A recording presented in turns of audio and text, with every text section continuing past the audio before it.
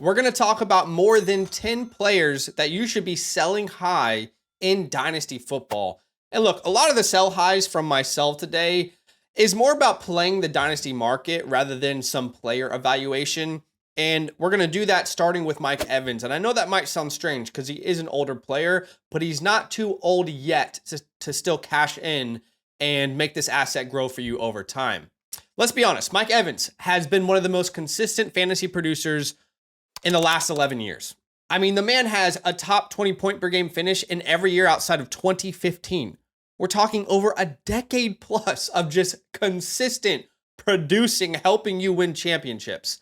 But this is all about being aware, again, about how Dynasty players function. The absolute second that this man starts showing any decline whatsoever, just like Thanos snaps his finger, his value will completely disappear, okay? You'll get nothing from him. How do I know that? Because we've already seen that from these superstar veterans in the past.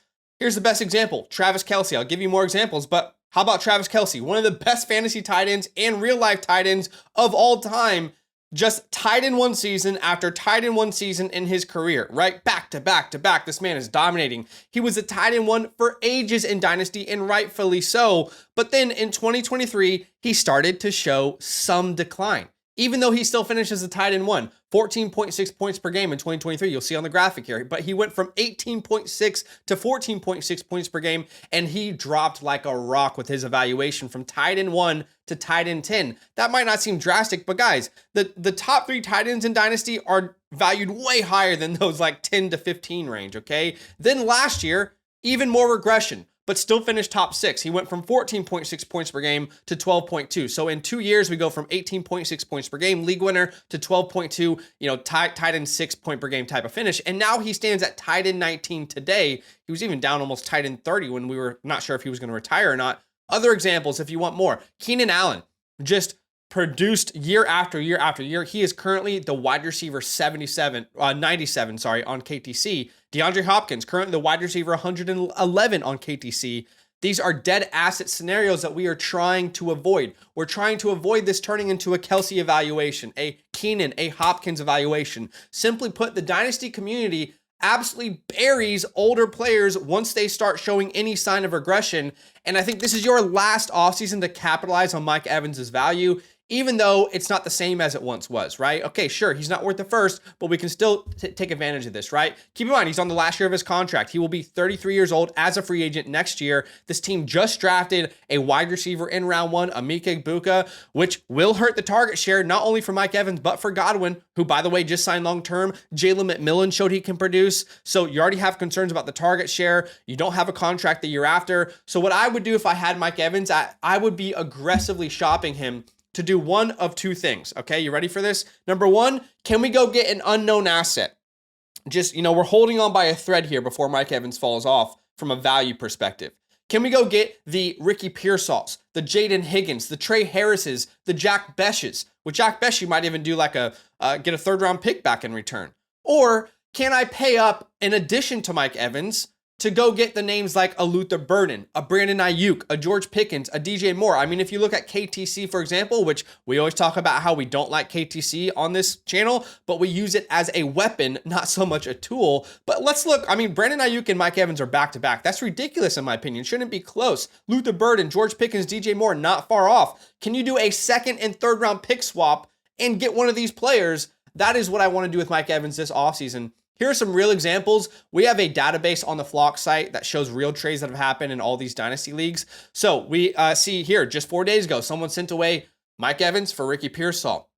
We see someone did a 3rd and 4th round pick swap. They sent away Mike to get George Pickens. I love that. And here's another person in a Superflex league who sent away Mike Evans for Brandon Ayuk. Those are the type of deals we're trying to pursue with Mike Evans. All right. The second player, this is specifically for Superflex leagues, but I guess it has some relevancy in one quarterback too. I think a lot of people are going to argue that this is a buy low for this player, but I think it is time to tear down from Patrick Mahomes again. I know we've been doing this the past couple of years, but I still think there is a window here with a certain amount of players, and we'll talk about this in a second. But number one, this is the best time of the year to tear down from any quarterback. So it doesn't have to be Patrick Mahomes, right? But since 2022, quarterbacks have had the highest value in the month of May. And we know that because one of the cool features you get when you become an annual Mother Flocker member with the promo code LAND on the Flock Fantasy site, which you can check out here in the graphic, check out the pinned comment, is one of the cool tools you get is our Dynasty Trade Dial, which is a tool that has almost 5,000 data points that shows you exactly when to buy and sell each position at their peak. For example, you're looking at quarterbacks here. This is one of our Dynasty Trade Dials, which you get in a huge package. But you get the latest update when you are a member. So look, while I'm talking about Patrick Mahomes today in this video, you can also make that case for plenty of quarterbacks that you could tear down from. I mean, looking at KTC, for example, Pat Mahomes is in here. I love Drake May, but you can make an argument for him. You can make an argument for CJ Stroud. Shoot, if you want to sell at the peak of a Josh Allen, you can make the argument if you're wanting to rebuild or something, right? But I want to be very clear here. Selling Mahomes or any of these quarterbacks does not mean that I think they're going to be bad. Again, we are trying to play the market. We're trying to get a player that's going to give you a similar point per game outcome, but at a cheaper price that will build a better team. So let's discuss. This is something we should discuss. Who is Patrick Mahomes today as a dynasty asset? Who is he? Well, the pros of Patrick Mahomes is he's going to retain his value with his name. I mean, the Patrick Mahomes names it carries a ton of value. We have to recognize that. Number two, he has shown ridiculous upside in the past. I mean, his first 5 years as a starter, he averaged almost over 24 points per game in his first 5 years, and he's a reliable quarterback for the future. But the cons are he doesn't have any rushing floor. He doesn't have the Daniels, Lamar, Allen, Hurts. He doesn't have that type of rushing floor, so he has to have these 35, 40, 45 passing touchdown game seasons to reach his upside. And he hasn't shown that upside for 2 years in a row. It's not 1 year. It's been back-to-back years where he hasn't shown that upside. He lost Tyreek Hill and about to lose Travis Kelce. One other thing to consider here, he will be 30 years old this season, which isn't a big deal, honestly. Like, this man could play until he's 40. He very likely will. But every year from here on out, you have to recognize that it will impact his dynasty value.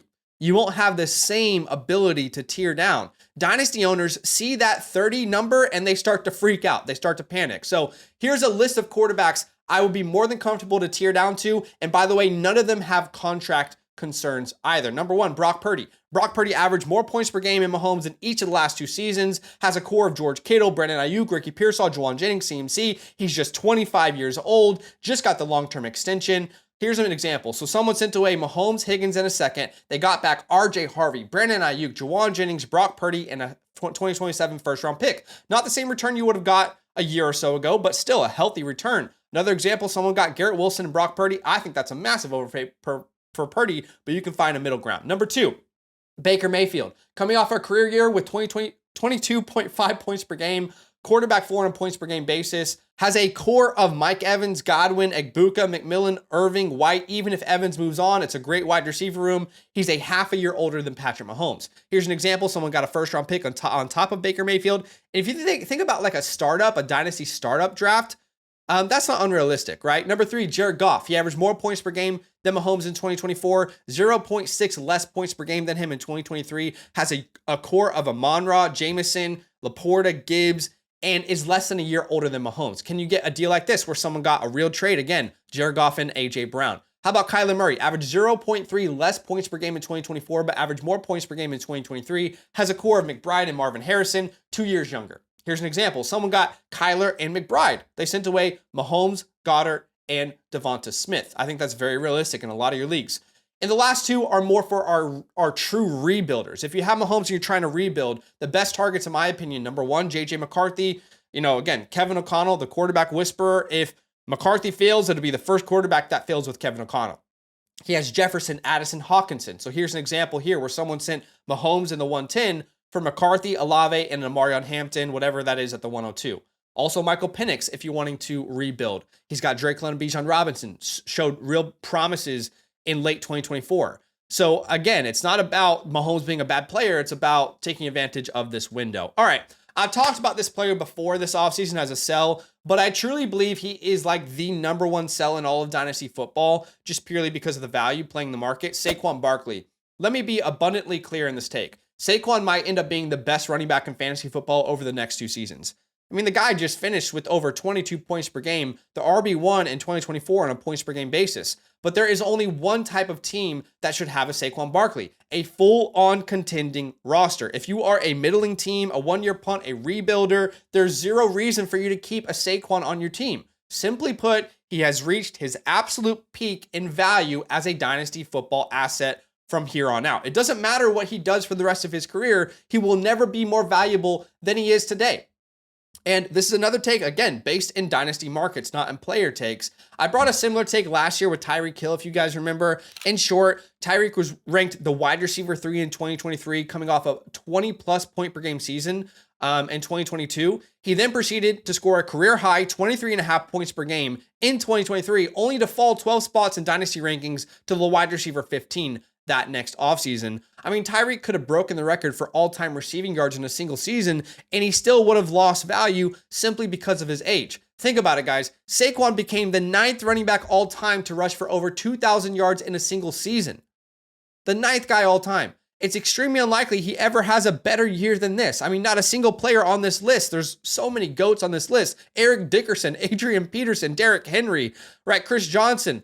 Shout out to OJ. He kind of snuck his way in there. But not a single player repeated their 2,000-yard season. And again, he's going to be fantastic for fantasy football. But the nature of these markets and how they work, today is the best day to sell Saquon in Dynasty unless you're a contending roster. So if you want to sell him for picks in 2025, if your rookie draft hasn't happened, you're looking at around the 102 range. So like an Amarion Hampton is what you would flip that into. Future picks, maybe 2 to 3 you could get, depending if it's a super flex or a one quarterback league or how big or small your lineups are. Small lineups, you probably get more, right? If you want to flip him into a player that you can build around more long-term, how about a Nico Collins, a Trey McBride, a Drake London? And what I would love to do is get him with a plus on top, right? So here are some players that make sense to get a big plus on top of. If you get a Bucky Irving, a Henderson, a Judkins, and a Jonathan Taylor, here are some real trades that have happened that I love in real leagues. Someone sent away Saquon, they got Marvin and a first. In another league, someone sent away Saquon in 2 seconds for Trayvon Henderson, a first and a second. In another league, someone sent away Saquon Leggett in a third for Chase Brown, DJ Moore, and a 2026 first round pick. If you want an in-depth breakdown of your team with customized trade targets, players to buy, sell, hold, then get your team playbook today by either becoming a yearly Mother Flocker member with the promo code LAND or by going directly to the Flock store, regardless of what promo code you're on. And if you want it done live, make sure you get the live tier. Those links are in the pinned comment. And the last take I have for you guys today before we dive into your takes is this is my first real player take. I just don't believe in this player. That is Brian Robinson. So look, technically the data states in our Dynasty trade dial that in season is the best time to sell a running back. However, just keep in mind that that is dependent on running backs producing well, and I'm not sure we can count on B-Rob to do that.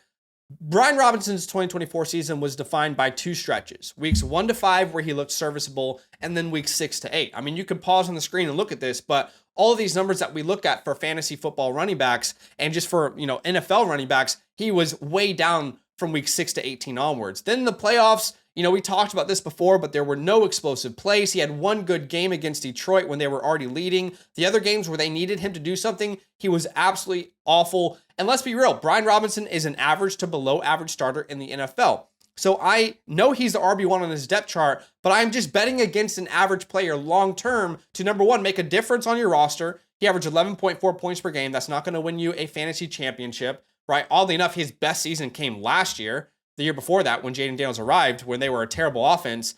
And number two, I'm betting against him to retain his job long-term. If you look at 33 running backs that had 100 attempts from week 6 onwards, he ranked 30th in PFF grade, 30th in yards after contact per attempt, 31st in missed tackles forced, almost last in elusive rating. I just don't think this is a player that's going to retain his job long-term. Yes, he's a Band-Aid for your RB spot, but I would rather cash in now if you can. So can you get an early second projected in a future season? Can you get a second and a third anywhere in a future season? Can you flip him into a Charbonnet, a Devontae Adams, an Anthony Richardson, which is back-to-back on KTC, by the way, a Scadaboo, a Trey Harris? Can you get a Benson in a plus, a Pacheco in a plus, a Swift, Connor, and Njoku in a plus? Here are some real trades that have happened in real leagues. Someone got a second-round pick and the 410 for B-Rob. Someone sent Brian Robinson and a second for Tyler Warren. So you could go the opposite way where you use B-Rob as like someone who has a running back need, kind of Band-Aid that for them and send them an additional asset to get an asset that you love. Love that for Tyler Warren there. So what I'm going to do now is I'm going to look at some of your sell highs. So what we did is we went over on our X and we asked you guys, who is the biggest sell high in Dynasty football today? And you guys gave me some of your replies, and we're going to look at them now. All right, one of the first submissions is from FF Balls, okay? And he says, probably Joe Burrow. Love him, but he will likely not need 50 passing attempts in the near future. With the lack of true game-changing mobility, his upside will be limited as his volume decreases. I guess you could make a similar case with Patrick Mahomes, but the difference is if Patrick Mahomes had Jamar Chase, T. Higgins on a long-term contract, a bad defense, it would be tough to not be all in on Patrick Mahomes, you know? So I don't know. I just personally believe that with Joe Burrow, the way that they set up this team, they've pretty much committed to them being a very pass-heavy offense, but I can see where you're coming from, right? I think there's some validity in that. Now, we had a ton of people say Drake May, right? Tier 1 quarterback talks about Drake May. Tay Mon says, you know, Drake May, you know, he talked about a trade that he made. Akiva here says, I just realized Drake May is quarterback 6'7". You know, he's in a tier with a bunch of guys, but he hasn't proven anything. You know, we have another person here who says, Drake May, I was one of his biggest supporters. You know, State of Salt says that, but you can get him cheaper next offseason. Another person says Drake May. So let's address the Drake May situation here. So in reality, if you heard my Patrick Mahomes take, I'm not anti-tearing down from a Drake May. In fact, all the names that we talked about today that you could tear down from Mahomes, you can use that as names you could tear down from Drake May should you choose to. All right, next submission here is from Ron Garland. I appreciate y'all for submitting here. He says, Ashton Genty, I don't think his value will ever be higher than it is right now, which is nuts for a rookie. I mean, look, that's fair. Like, right, he's going as in the first round as a running back, which, you know, is fair. We don't really see running backs go any higher than the late first round of a startup, and that's where Genty is going.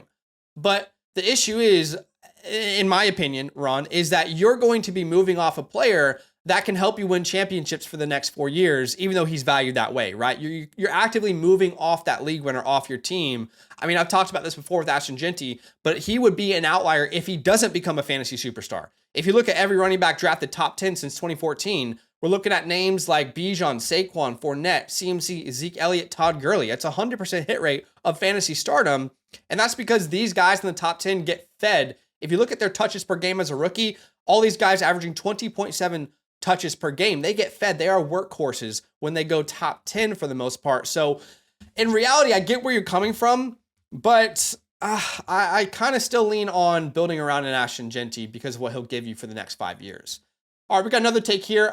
Brandon, who says Jaden Daniels. Look, you can make the case. A lot of people ask me this. I was very high on selling CJ Stroud last year. I don't think it's the same scenario with Jaden Daniels because of his rushing upside. I get where people are coming from with Jaden Daniels, but ask yourself, would you be willing to sell Lamar Jackson after his first year as a full starter? Sure, you would have gotten a huge haul, but you also would have missed out on 5, 6, 7 years of winning fantasy championships. So I definitely get where you guys are coming here with Jaden Daniels, but man, I struggle to get on board there. Gage says Zay Flowers. I have talked about Zay Flowers as a sell high many times this offseason. I know not everybody agrees, and that is okay. We've got another one here, Saquon Barkley. Me and Alex are on the same exact page. He says no running backs have gone back-to-back 2,000-yard seasons, and we are on the same page there, Alex. Michael says Gibbs. He says a lot of talent in Detroit and Laporta's drop-off from rookie year. Now, I'll be honest, Michael, I don't understand the correlation between Laporta's drop-off and some future Gibbs drop-off. But he says, give me Judkins or Trey and a plus all day. I guess it depends on what that plus is, right? I think I would need a pretty significant plus to go from Gibbs to Judkins or Trey. So I would definitely be open to that idea. Again, it depends. Are you in a start 8? You might as well keep Gibbs. Are you in a start 11? You can definitely explore an idea like that, right? We've got a couple other here. James Cook, this is from Justin. He says, touchdown regression could be on the way. He's an older prospect coming in. He'll be 26 in September. So yes, I think you could potentially sell high on him, but if you're going to do that, I would suggest to do it in season because I do think they'll figure out his contract, and I think he will be a reliable scoring asset this year. I think we have one more here. Someone else said James Cook. Bucky Irving, Patrick said Bucky Irving, and he says never a quality running team prior to last year. They rocketed from 27th to 7th in yards per carry. Baker has shown that he is up or down based on play calling. So I don't know if this is the right terminology or analogy. Is it the chicken or the egg? So you mentioned they have never been a good rushing attacking team, but that was before they had Bucky Irving, right? Was Bucky Irving the reason they were able to flip that around? That's my perspective, but I understand not everybody is going to have that same perspective. And we have two more. The one is from Corey, who says Ladd was my guy going into the last season's rookie drafts. I got him high percentage of my leagues, but if you can sell him for Rashee Rice and T. Higgins plus picks, then do it. Look, I don't know in my leagues if you're able to pull off a deal like that, but if in your leagues you're able to get Rashee Rice in a first or something, T. Higgins in a first, it's a no-brainer, I would agree. And the last one for today is Brock Bowers. You know, this again goes back to Jaden Daniels, right? And you know, he says, you know, we saw Laporta do this last year. You know, he's a sell-high candidate. With Pete Carroll in town, Genty added alongside Besh, the offense could shift in unexpected ways. That is fair. I think that's a fair claim. But I think this is just different than Laporta, right? No one expected Laporta to do what he did. We all expected Brock Bowers to be great from day one. He is the best tight end prospect maybe of all time, if not Kyle Pitts, right next to him. Produced 10 receiving touchdowns as a freshman at Georgia, and then just continue to put up double-digit touchdown numbers in a Georgia offense that doesn't pass very much. I think we are just seeing who Brock Bowers is going to be for you for the next 5 years, the next 10 years. So it kind of goes back to the Jaden Daniels thing where, yes, you could sell him high, but then who are you going to tear down to at tight end that you can trust long-term? So I definitely appreciate y'all for watching the video. Do me a favor, hit that like button, show some love, subscribe if you like the content. I'll see you guys in the next video. Nothing but love. If you're thinking about supporting us in this economy, that's big love, and you deserve love in return. So for every yearly Mother Flocker member who uses the promo code LAND, we're giving out a free team playbook, our 2025 rookie report, access to all premium tools, free site vouchers, and of course, a huge thank you from the LAND crew. You're far too kind. That's love.